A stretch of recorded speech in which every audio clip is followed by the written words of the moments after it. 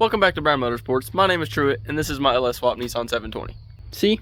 LS. Now, in my last video, I was finally able to get my C-notch done. It took me quite a while to do because I wanted to do this right, and I'd never done one before, but I think it turned out really good. And now that I have all this room for activities, it's finally time to get my 488 mocked up in here. In case you're new here, I am going to be doing a triangulated 4-link suspension, so I need to get the axle sitting right where I want it so I can start mocking that up. Now, like I said, I've never done anything like this before, but from my research and common knowledge, I think I need to start with getting this thing completely leveled out. So I'm going to get it up on some jack stands and then kind of fine tune it because this driveway isn't perfectly level, unfortunately, until I get it as level as I possibly can. Once I get all that done, it's going to be time to find the axle center of this old axle so that I know where the new one is going to sit. Something tells me this is going to be tedious.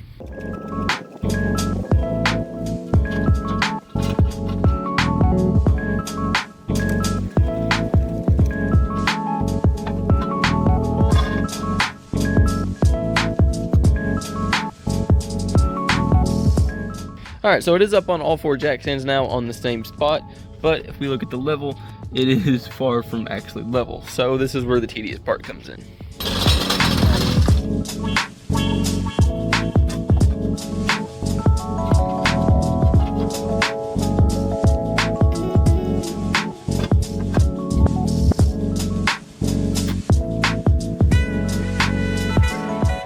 Okay, maybe that was a little bit worse than I was making it seem.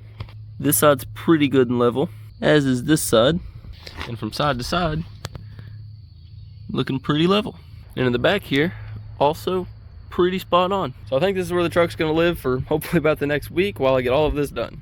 So now that we're all leveled up, I need to find center of this axle and get it marked on my actual frame member here so that we can use it as a reference for the 8.8. Now this is gonna be kind of tricky because the 8.8 has a slightly thicker tube diameter than my old rear end does, but once we get center marked out and we take our time and do some nice measurements, I think it's gonna work out just fine. So the way I think I'm gonna do this is by taking this 4-foot level, pinning it to the bottom of the axle there, and then getting it level at the top, and that should give us some straight up and down lines. I'll do that on both sides and mark it in the middle. Then once I have that all marked up, I can take the diameter of the 8.8, cut that in half, and that'll be my distance out from my center line. Before, when I was marking the frame for the C-notch itself, I had to use some soapstone on some of this rusty crap.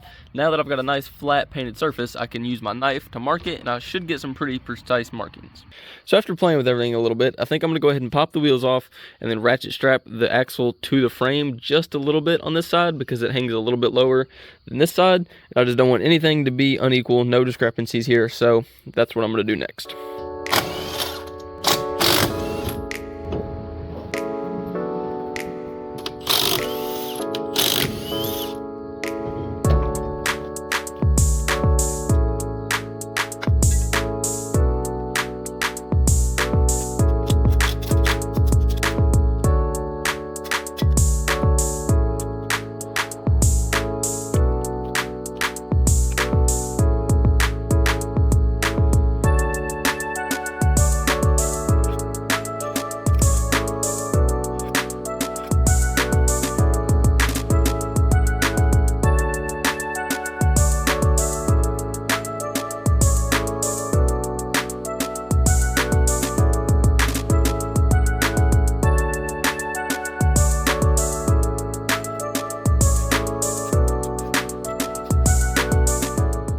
And just like that, I've got my 2 lines that represent the outer width of my housing and my center line.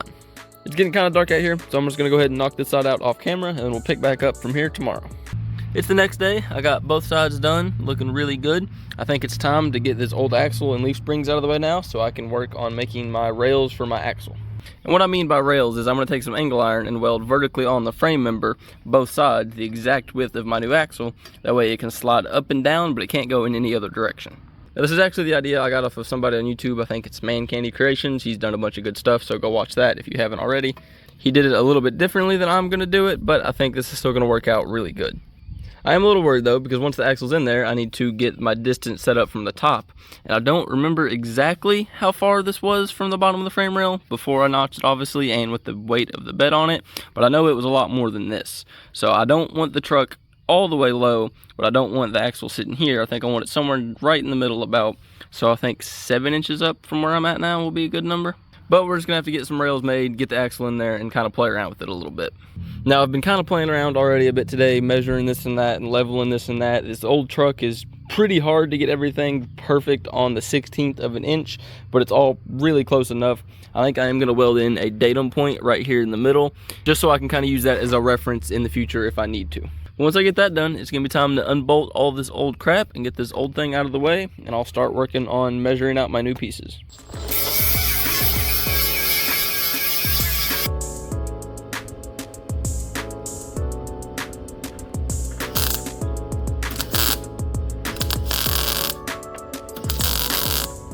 And what this actually does is just gives me a center point that I can measure to from anywhere. So as you can see there, I am right under 20 inches to the center.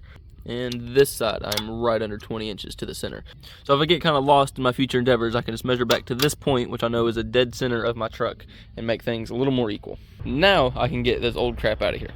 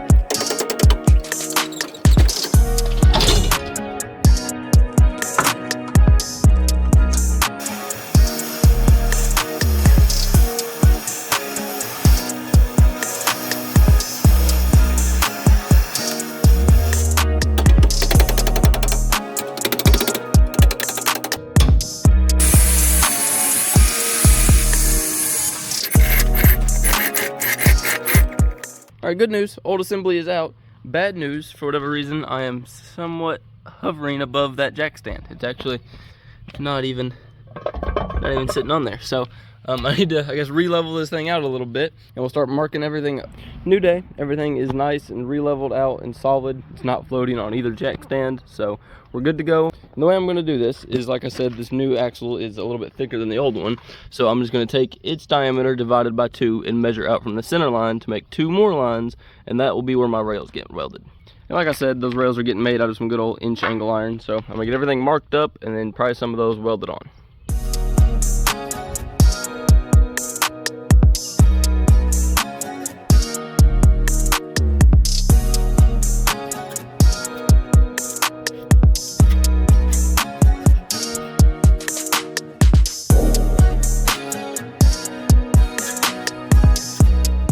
That's both sides with the new markings. You can see how much thicker the new axle is than the old one. Not by a lot, but by enough. So I'm going to go ahead and clean up some metal right here on the outside so I can weld my bars on, but I'm not trying to get rid of my scrap marks.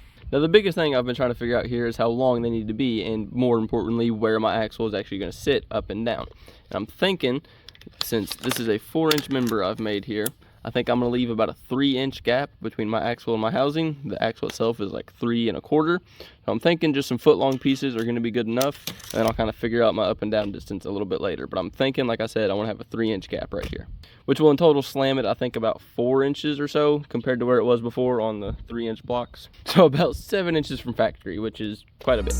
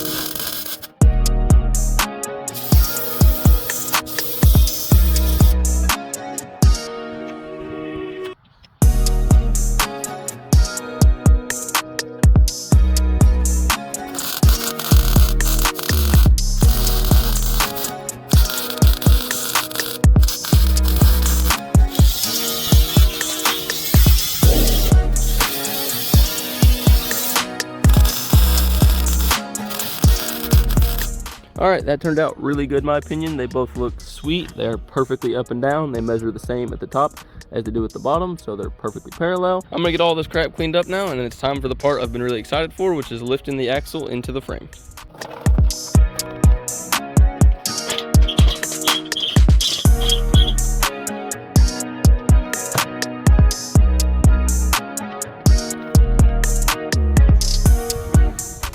What side's the top?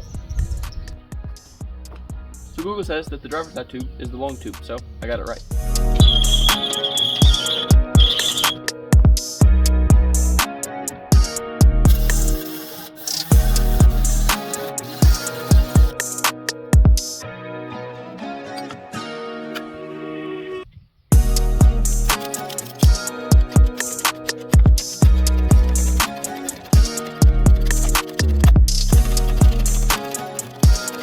So the axle is in there. I know it's not in the exact position it's going to be, obviously, but now I need to come up with some pieces right here that'll support it from the bottom that give me my exact distance I want on both sides. Like I said, I think I'm going to do a 3-inch gap right here, which means a 7-inch gap to the top, so I just need to get everything measured out and welded up.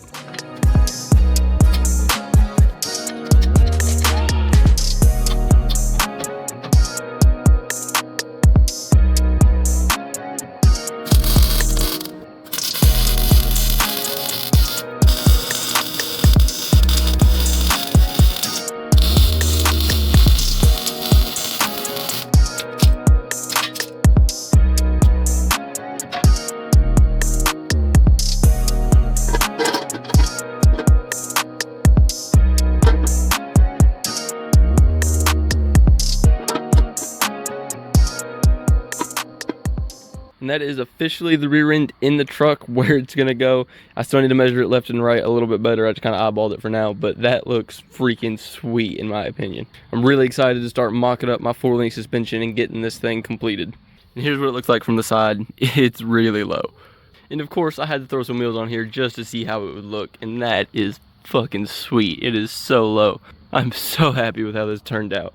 Well, I think I'm gonna have to call it for this video. I'm gonna try to keep my videos a little bit shorter and kind of to the point. I know nobody wants to watch a bunch of me grinding and welding and all that boring stuff. I kind of want to keep more of this going on. With that being said, if you enjoyed this video or found it even slightly entertaining, please consider subscribing. It would mean the world to me. I'm planning on hopefully the start of next week, kind of start playing around with my 4-link and everything. That'll be another video, and I hope to see you guys there. Thanks for watching.